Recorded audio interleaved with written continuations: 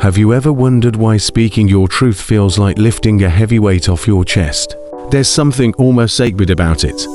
That quiet moment when you stop holding everything inside and finally let the words out. For centuries, Catholics have stepped into small wooden booths, whispering words of regret and hope. It's called confession, a ritual often seen as ancient, maybe even outdated, yet beneath its religious form, a universal truth. Speaking heals. Confession is not officially therapy. The church never claimed it was. But look closer to private space, a trusted listener. The unburdening of secrets. It mirrors so much of what modern counseling tries to offer. It's the soul's version of therapy, wrapped in ritual and grace. Before confession begins, there's reflection. Catholics are asked to examine their conscience, to pause and look inward. It's an invitation to self-awareness, to ask quietly, where have I gone wrong? What needs mending? That moment of honesty is where healing begins. Then comes the conversation. A soft voice admits what the heart has carried too long. Psychologists call it catharsis, the release of emotion that untangles guilt and eases anxiety. In the language of faith, it's repentance, but in the language of humanity, it's freedom. And when the priest says, "You are forgiven," something changes. It's not just a ritual phrase. It's an emotional reset. The burden lifts, the mind quiets, the soul exhales.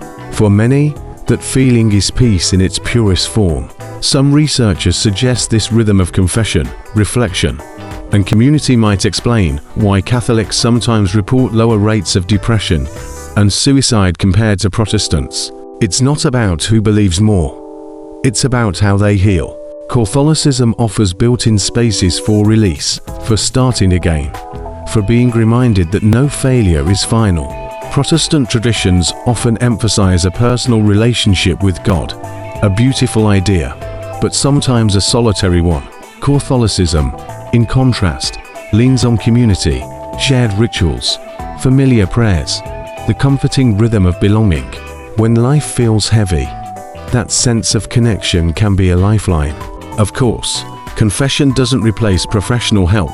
Mental illness is complex, and faith alone isn't always enough.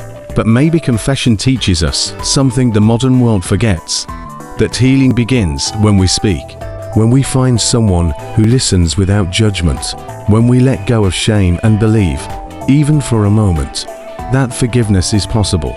Because healing, whether through prayer, therapy, or simple honesty, starts with courage. The courage to tell the truth, to admit we're human, to accept grace, however it comes. So maybe confession isn't just an old tradition. Maybe it's a timeless reminder that words can heal, that forgiveness frees us, and that peace is never beyond reach. We only need to ask for it.